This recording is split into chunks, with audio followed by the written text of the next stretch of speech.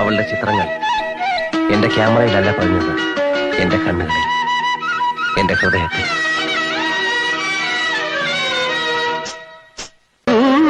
പകലിന്റെ തിരിനെല്ലെ താഴുമ്പോൾ ഗ്രാമം മിഴിപൂട്ടുമ്പോൾ പാടി തീരാത്ത പാട്ടുമായി സ്വപ്നത്തിൻ വാതിൽ വന്നവളെ നറുതിൽ മൊഴിയെ ഇനി അറിയൂ, ഹൃദയം പറയും കഥ കേൾക്കൂ.